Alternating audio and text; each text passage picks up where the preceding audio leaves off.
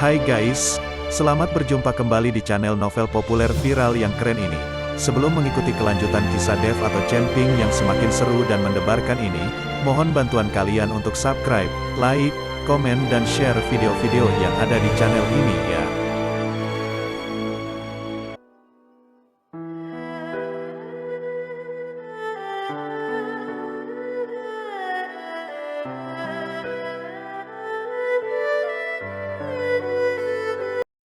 Perintah Kaisar Naga bab 241 sampai bab 245. Tentu ada, kamu kira saya gila. Hanya saja kami juga ditutupi dengan kain merah dan hanya dibuka sedikit untuk melihat. Dengan begitu ginsengnya tidak akan bisa kabur.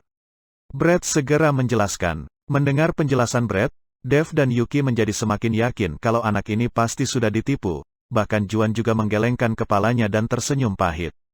Brett ini memang seorang tuan muda, tidak pernah mengalami kesulitan di masyarakat, jadi pola pikirnya juga sangat naif, karena bagaimanapun dia adalah putra orang nomor satu di kota Surau, siapa yang berani menyinggungnya? Hanya Audi yang ada di luar itu saja, kalau terlihat di sudut manapun di kota Surau, orang lain pasti akan menjauh. Saya percaya kamu tidak berbohong, percaya. Dev tiba-tiba berkata dengan serius pada Brett. Dan saat itu Brett menatap Dev, dia tidak mengerti apa maksud Dev saat ini. Dan Dev yang awalnya terlihat serius mulai tertawa lagi dan berkata, tapi saya tidak percaya pada petani gunung itu, bisa saja dia yang berbohong. Mata Brett memelototi Dev, dia tahu kalau Dev tidak percaya. Saya pasti akan mempermalukanmu hari ini, saya akan memperlihatkan padamu, yang ada di dalam kotak ini akar rumput, atau ginseng. Brett panik, dia mengambil kotak itu dan membukanya. Setelah kotaknya terbuka, Brett seketika tertegun. Dia melihat kalau yang ada di dalam kotak itu adalah beberapa akar rumput, bukan ginseng gunung berusia ribuan tahun. Yuki yang melihatnya seketika tertawa terbahak-bahak dan hampir meneteskan air mata. Juan juga tidak bisa menahan tawanya lagi. 1 miliar, digunakan untuk membeli beberapa akar rumput, sayang sekali. Sialan, berani menipuku, saya pasti akan menemukannya dan menjebloskannya ke dalam penjara seumur hidup. Brett yang mendengar tawa beberapa orang itu membanting kotaknya dengan keras, emosinya meledak. Apa kamu tahu siapa orang yang menjual ginseng itu kepadamu? Tinggal di mana? Kamu mau mencarinya di mana? Itu kota Namae, bukan kota Surau. Kekuasaan ayahmu tidak sampai di sana. Dev terus memprovokasi Brett, dan membuat wajah Brett semakin merah. Dia tidak bisa berkata apa-apa lagi karena yang dikatakan oleh Dev memang benar. Sudah. Anggap saja ketidakberuntungan kali ini sebagai pengalaman. Kalau berdiri di masyarakat, mana ada orang yang tidak pernah sial, ayo minum teh saja. Juan bergegas meredakan emosi Brett. Kalau Dev dan Brett sampai terlibat keributan, maka masalahnya akan sulit diselesaikan, karena bagaimanapun Brett adalah putra orang nomor satu di kota Surau, Juan juga tidak bisa menyinggungnya dengan mudah. Paman Juan, di rumahku ada beberapa ginseng berusia ratusan tahun dan itu dijamin asli. Saya akan menyuruh supir untuk membawakannya kemari. Brett merasa kehilangan muka, dan berencana menyuruh supirnya membawakan beberapa tanaman ginseng dari rumahnya. Brett, sudahlah, tidak perlu, niat baikmu sudah paman terima. Juan menghalanginya, tetapi Brett sudah berdiri dan berjalan keluar, menghampiri supirnya dan membisikkan beberapa patah kata. Dia juga terus memandang Dev dari waktu ke waktu. Supir itu mengangguk, dan pergi. 20 menit kemudian, supir itu kembali sambil menenteng sebuah kotak hadiah, dan saat bertemu Brett, dia menyerahkan kotak itu pada Brett lalu berbisik padanya. Setelah supir itu selesai berbisik, wajah Brett terlihat bersemangat, dia menatap Dev dengan jijik. Brett mengibaskan tangannya dan menyuruh supirnya untuk menunggu di luar, sedangkan dia menghampiri Juan dan meletakkan kotak itu di hadapannya. Paman Juan, ini adalah ginseng ratusan tahun, bisa dipakai untuk dimasak sup. Kali ini, Brett langsung membuka kotak itu, dan memperlihatkan ginseng yang ada di dalamnya, kualitasnya juga lumayan. Brett, kamu tidak perlu sesungkan itu, karena kamu begitu berniat, maka paman akan menerimanya. Juan menerima kotak hadiah itu. Paman Juan, kamu harus menjaga kesehatanmu dengan baik, jangan sembarangan memakan pemberian orang lain begitu saja, apalagi pemberian seorang mantan narapidana. Apa kamu tidak tahu kalau orang-orang itu sangat jahat? Tidak ada orang baik yang keluar dari penjara. Walaupun ada, setelah bebas, dia pasti akan tetap menyandang status mantan narapidana.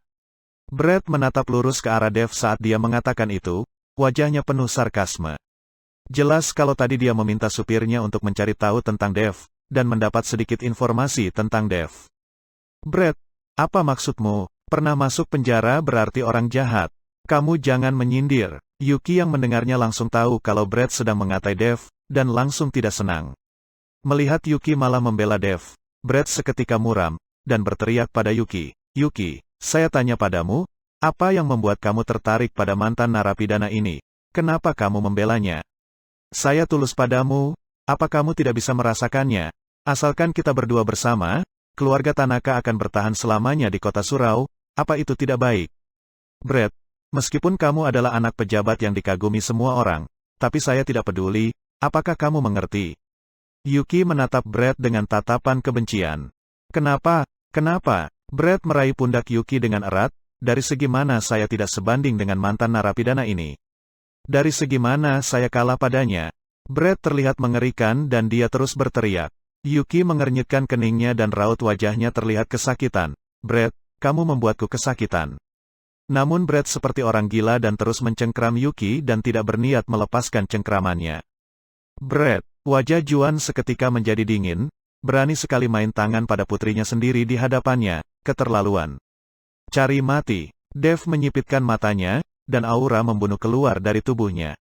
Dia mencengkram pergelangan tangan Brett. Brett merasa pergelangan tangannya seperti dicengkram oleh seekor harimau, dan rasa sakitnya begitu menusuk. "Ah!" Setelah berteriak, Brett melepaskan tangannya dan Yuki langsung bersembunyi di belakang Dev. Sedangkan Dev sedang bersiap melayangkan tinju ke arah Brett. "Dev, jangan main tangan." Juan segera menghentikannya. Brett adalah putra orang nomor 1 di kota Surau, mana bisa dipukuli begitu saja. Kalau Dev tidak mengontrol tenaganya dan tinju itu sampai membunuh Brett maka masalahnya akan menjadi runyam. Mendengar ucapan Juan, Dev menarik kembali tinjunya. Namun hanya gaya tinjunya yang tajam saja sudah membuat Brett merasa pipinya seperti terbakar, dan selangkangannya juga basah. Selama hidup ini Brett belum pernah sekalipun dianiaya oleh orang lain.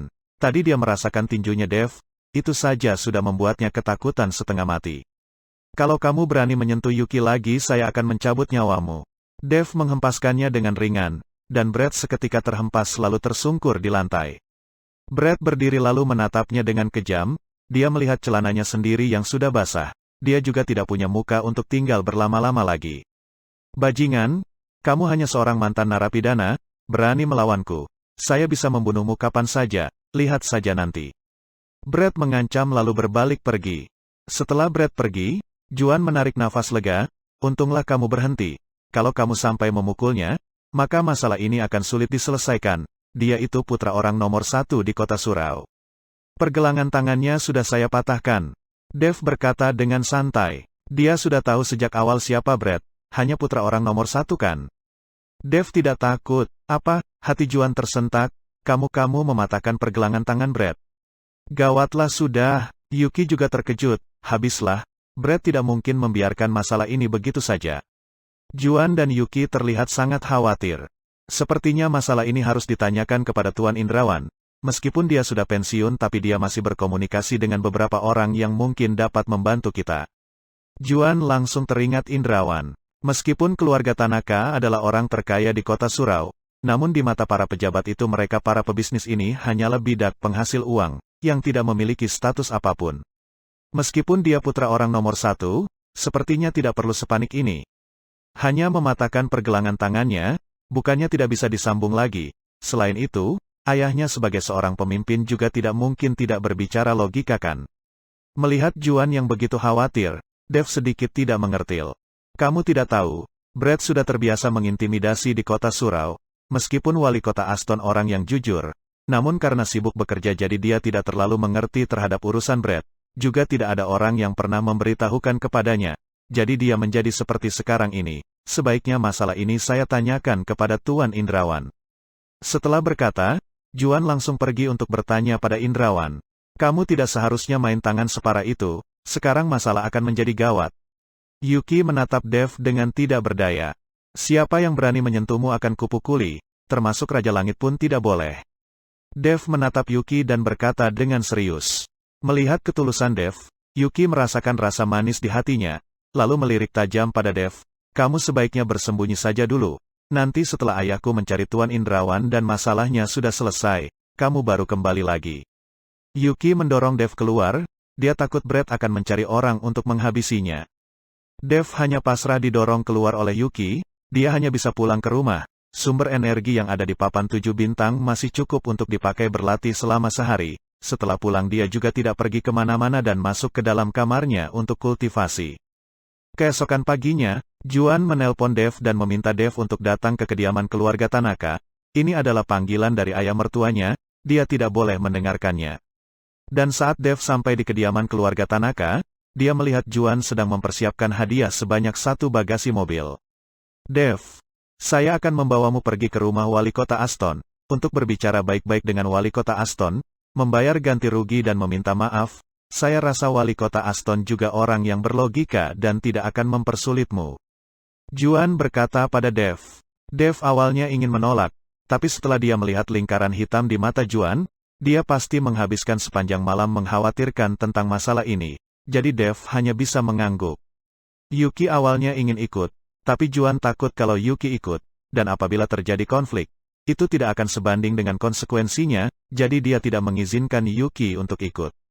Setelah semuanya disiapkan, Juan menyetir dan pergi ke rumah wali kota Aston bersama dengan Dev. Wali kota Aston bernama lengkap Willie Aston.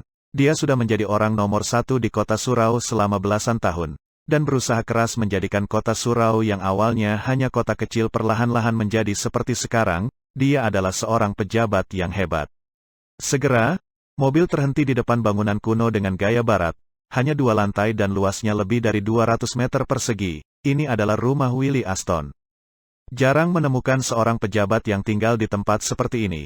Namun di depan bangunan kuno ini terparkir sebuah mobil mewah yang bernilai puluhan miliar, dan sangat tidak cocok dengan gaya rumah ini. Setelah masuk, kamu jangan banyak bicara, dan jangan gegabah.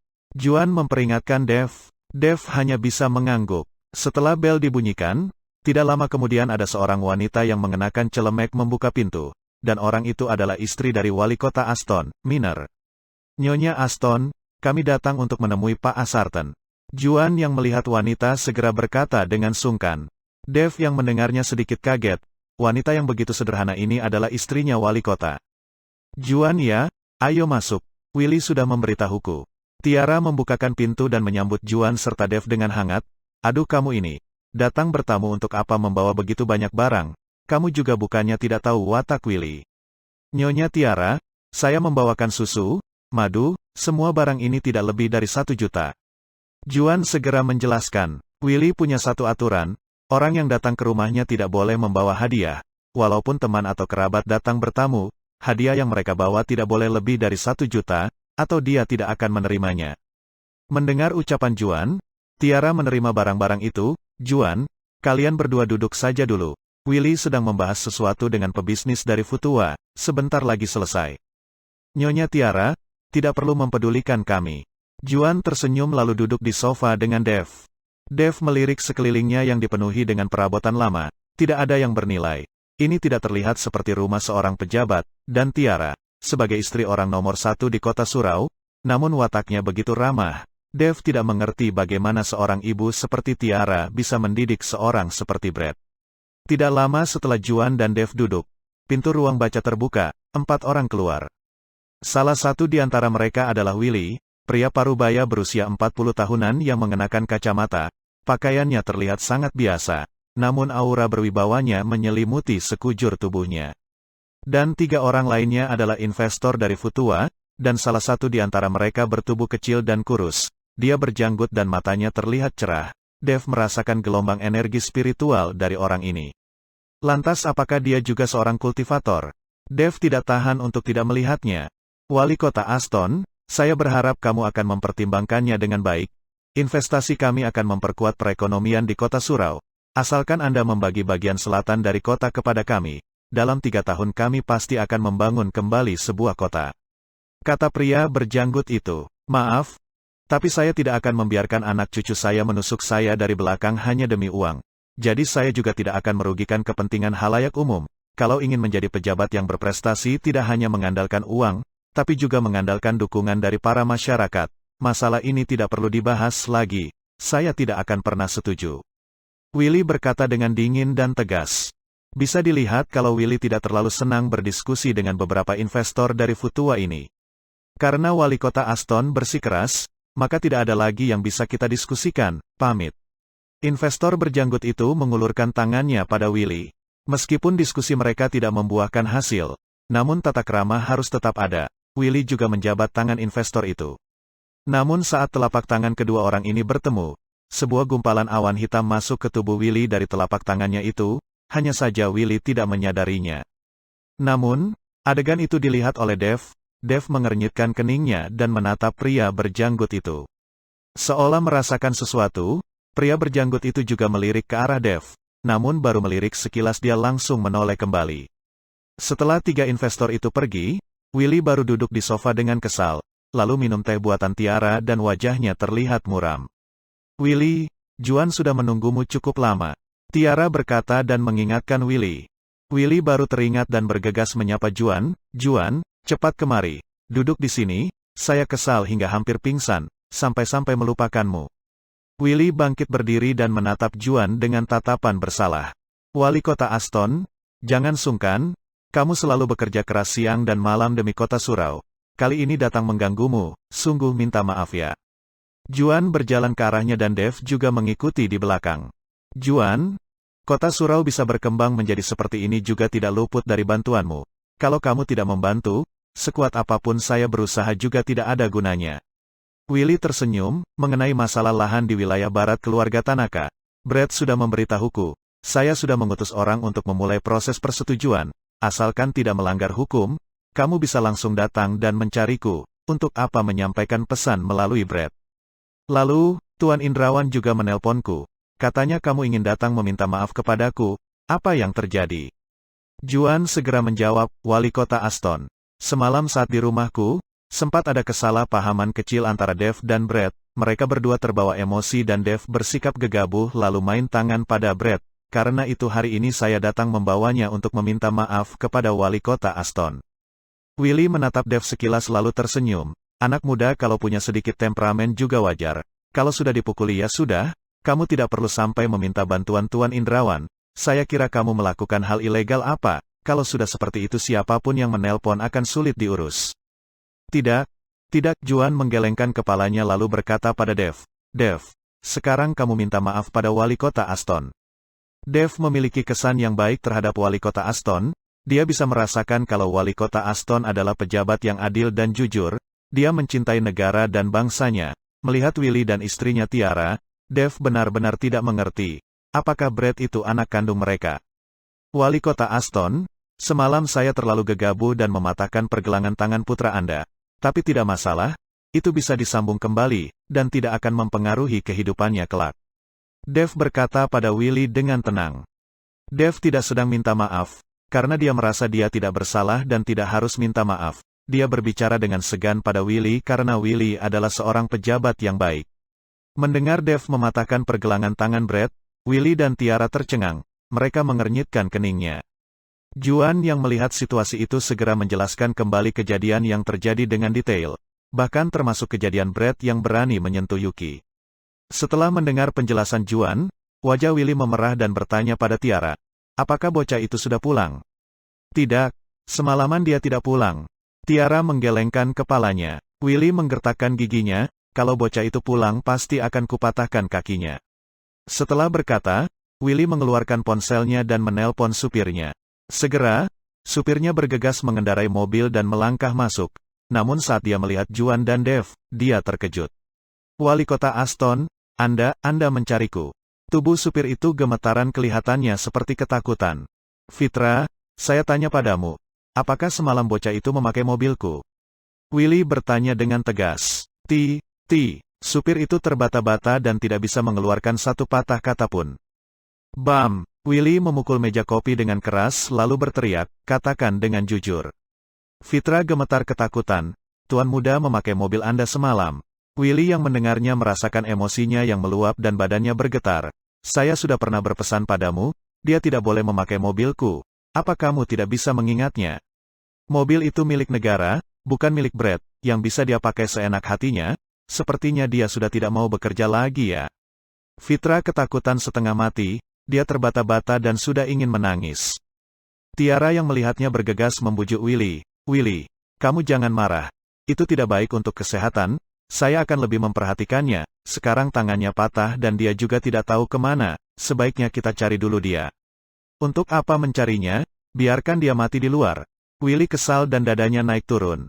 Nama baikku seumur hidup ini cepat atau lambat akan dihancurkan oleh bocah bajingan itu. Tiara tidak berhenti menepuk dan meminjat punggung Willy lalu bertanya pada Fitra. Fitra, apa kamu tahu di mana Brad sekarang?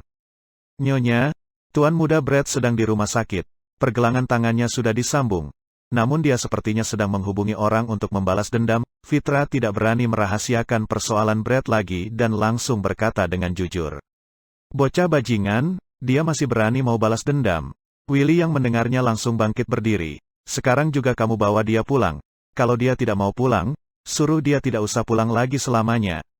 Fitra menganggukkan kepalanya dan bergegas keluar. Wali kota Aston, bagaimanapun Brad masih muda, kamu jangan terlalu marah padanya.